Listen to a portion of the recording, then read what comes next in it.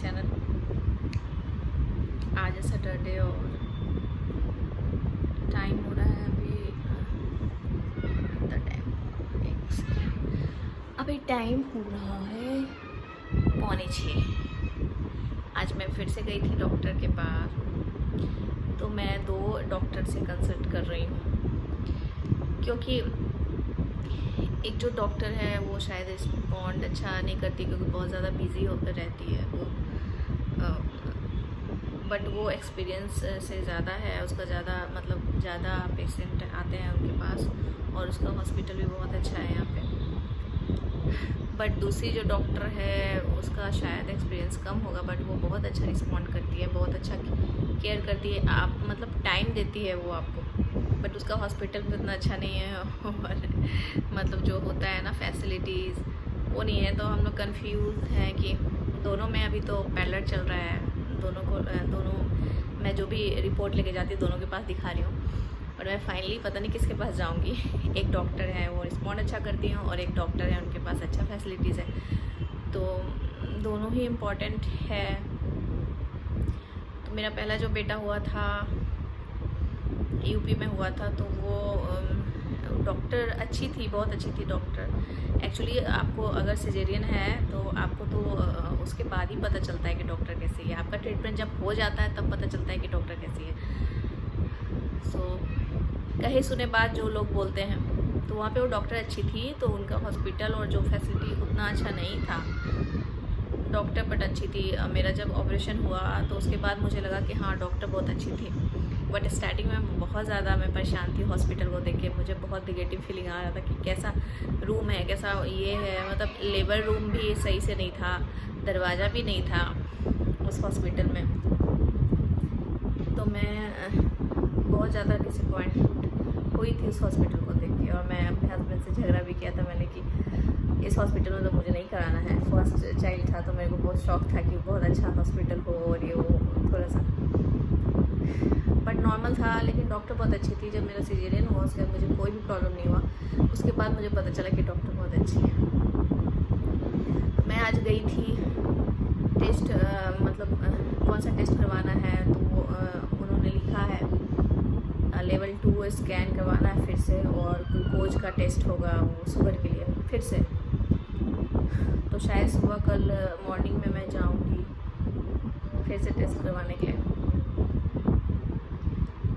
सो मैंने सोचा आपसे बात कर लेती हूँ। मैं वीडियो नहीं बना पाई, जल्दी में गई थी। हॉस्पिटल जाने में बहुत डर लगता है, बहुत ज़्यादा रिस्की भी है। सो मैं ऑयल लगाई हूँ बालों में, और मैं लीजिए ये भी ऐसे हो गया। सो एक चीज़ तो है, आप कितना भी डर लो, कुछ भी कर लो, जो होना है आपके साथ वो तो होगा ही। मेरा एक्सपीरियंस यही है। और एक यूट्यूबर है, मैं नाम नहीं लेना चाहूँगी उनका व्लॉग मैं फॉलो करती हूँ। अभी रिसेंटली उनके साथ बहुत बुरा हुआ है। एक्चुअली वो भी 5 मंथ प्रेग्नेंट थी, फर्स्ट प्रेगनेंसी था उनका। तो उनका जो प्लेसेंटा है वो काफ़ी बड़ा था, और बेबी को न्यूट्रिशन नहीं मिल रहा था उसके कारण। तो फर्स्ट मंथ से ट्रीटमेंट सही था, अल्ट्रासाउंड सही था, सब कुछ सही था, बट अचानक से मेरे को ये समझ नहीं आया। वो अचानक से जब 5th मंथ का अल्ट्रासाउंड करवाया तो उसमें पता चला कि बेबी का ग्रोथ नहीं हुआ है, उसको न्यूट्रिशन नहीं मिल रहा है, और प्लेसेंटा बहुत बड़ा है यूट्रस में, तो बेबी के मूवमेंट में बहुत प्रॉब्लम हो रहा है, बेबी ग्रोथ नहीं कर रहा है। तो अचानक से ये पता चला।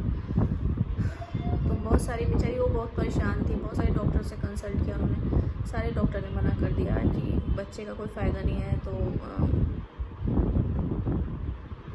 अबॉर्शन करवाना होगा। तो नाम मैं नहीं बताऊंगी कौन है वो, क्योंकि मुझे अच्छा नहीं लगता किसी का मजाक बनाना, बट बहुत बुरा लगता है कभी कभी कि भगवान भी ना किसी के साथ ऐसे करते हैं। पहला 1-2 बार भी शायद उनका हुआ है अबॉर्शन। तो उनका यूट्यूब देख के, उनका ब्लॉग देख के मैं बहुत रो रही थी अभी, और बहुत बुरा हुआ है बेचारी के साथ। सही में भगवान उनको ये करे। और 5 मंथ बहुत ज़्यादा होता है ना। मेरी भी एक है दूर के रिलेटिव, उनका भी ऐसा हुआ था 7th मंथ में, तो इतना आप लॉन्ग पीरियड फेस करते हो, उसके बाद ऐसा होता है तो बहुत बुरा लगता है। फर्स्ट चाइल्ड में तो बहुत ज़्यादा बुरा लगता है। भगवान करे ऐसा किसी के साथ ना करे। तो अब किसके साथ क्या होना हो, तो अभी मुझे भी ऐसा लगता है कि कोरोना में जो बच रहा है वो ठीक है, लेकिन कब तक बचेगा कोई पता नहीं। मेरे को अब तो लगता है नेक्स्ट मंथ से मेरा अगर 3rd ट्रिमेस्टर स्टार्ट होगा तो मुझे डॉक्टर फ्रिक्वेंट वे में बुलाएंगी, तो मुझे जाना पड़ेगा हॉस्पिटल। जाके बहुत ज़्यादा निगेटिव फीलिंग आता है। अभी आप तो कुछ मतलब इतना टाइम लगता है ना, और वही बेड यूज़ करना है, अल्ट्रासाउंड में सब कुछ चेयर पे आपको बैठना है। डॉक्टर भी बेचारी बहुत ज़्यादा डरी रहती हैं आजकल। और अगर मदर को हो जाता है कोरोना तो बच्चे पे असर तो ऐसे मेडिकल वाले बोल रहे हैं कि नहीं होता है, बट कहीं ना कहीं तो इफ़ेक्ट करेगा ही। आप ब्रेस्ट फीडिंग कराओगे, ये कराओगे तो वो तो होना ही है। ऊपर से आप बिल्कुल कभी कभी ना ऐसा सोच के बहुत लो फीलिंग होता है कि पता नहीं क्या होगा आगे जाके। और मुझे तो ऐसा लगता है कि जो प्लान कर रहे हैं बेबी तो अभी नहीं करना चाहिए। अगर जिनका हो जाता है ऐसे भी वो सही है, भगवान जो चाहते हैं वही होता है, लेकिन अगर जो प्लान कर रहे हैं उनको अभी नहीं करना चाहिए। बहुत ज़्यादा रिस्की है अभी के टाइम में। अभी हॉस्पिटल जाना इतना ज़्यादा डर लगता है। जिस हॉस्पिटल में जाती हूँ उसमें पता नहीं चलेगा आपको कौन कोरोना का पेशेंट है, कौन कहाँ बैठा है। कितना भी सफाई कर लो ना, और लोग बोलते हैं कि बहुत सारे पेशेंट एडमिट हैं और ये हैं, तो बहुत डर लगता है। सो मैंने एक चीज़ ऑर्डर किया था, वो मैं आपको दिखाती हूँ क्या चीज़ है।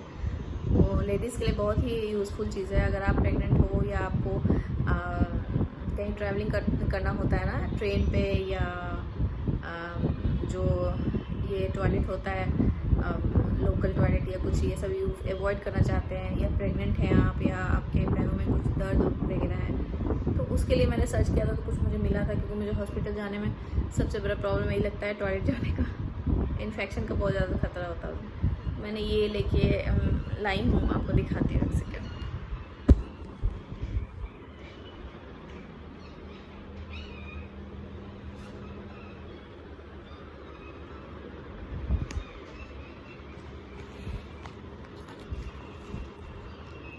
ये है वो चीज़।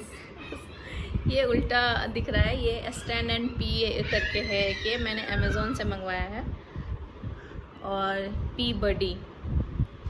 तो बेसिकली ये लेडीज़ के लिए है, और उनके लिए है जैसे कि आप प्रेग्नेंट हो, आप कहीं जा रहे हो, गंदा टॉयलेट है, बहुत ज़्यादा यूज़ नहीं कर सकते हो, हॉस्पिटल जा रहे हो, या आपके जोड़ों में बहुत ज़्यादा दर्द है, या कुछ जो लेडीज़ होती हैं बैठ नहीं पाती हैं, तो और बैठने के बाद बहुत ज़्यादा इन्फेक्शन का डर होता है, तो ये वाला ना मेरे ख्याल से बहुत यूज़फुल है। मैंने अभी यूज़ नहीं किया, एक भी कल ही, आज ही सुबह मॉर्निंग में आया ये, मैं ओपन करके देखा था।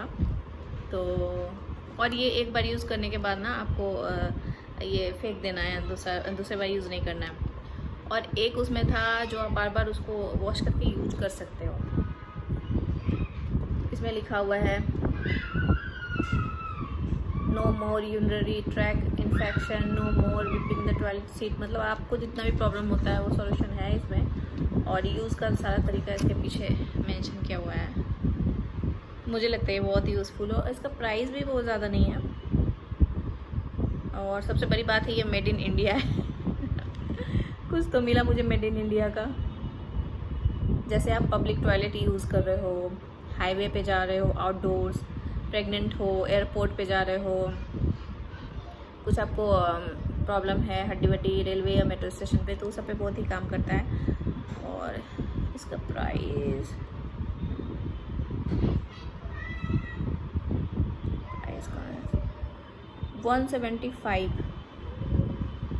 175 का, लेकिन ये 165 का ही पड़ा था शायद।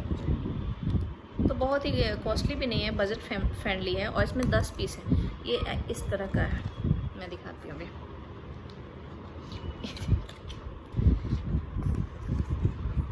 ये है ओपन प्लेस पी थ्रो, मतलब थ्रो करना है इसको, यूज़ नहीं करना बार बार। तो ये ऐसे ही है और ये कोन बना हुआ है, कोन की तरह है। तो यूरिन आप ये करोगे तो यहाँ से फिर आराम से आपको बैठने की ज़रूरत नहीं है। तो वेरी यूज़फुल चीज़ मुझे ये लगी। आप लोग को भी अगर बहुत प्रॉब्लम है तो ये ज़रूर बाई कीजिए।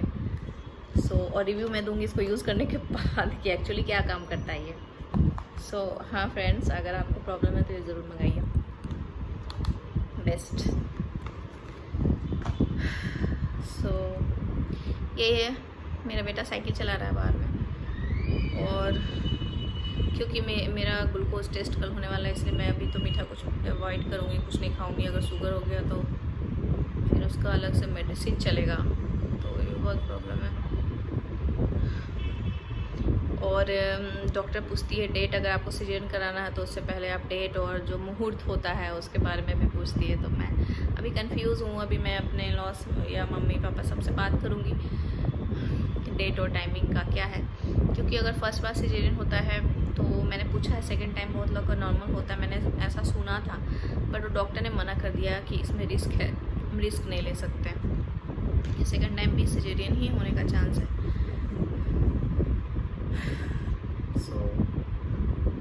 यही है फ्रेंड्स मेरा ब्लॉग। थोड़ा सा मैं लो फील कर रही हूँ आज, पता नहीं क्यों। उनका ब्लॉग भी देखा ना तो मुझे बहुत ज़्यादा अच्छा नहीं लगा। और यही तो ज़िंदगी का पार्ट है, कभी खुशी कभी गम, बट लोग बहुत ज़्यादा हताश हो जाते हैं। और तो मैं सोची अभी सखी सहेली सेगमेंट करती हूँ और उसमें कुछ बातें करती हूँ आप लोग से, तो मुझे अच्छा लगेगा थोड़ा सा, इसलिए मैंने आपसे बात किया। और नए ब्लॉग में फिर से आपसे मिलूँगी। अपना ख्याल रखिए, अच्छे से रहिए और कोरोना से बिल्कुल सेफ रहिए।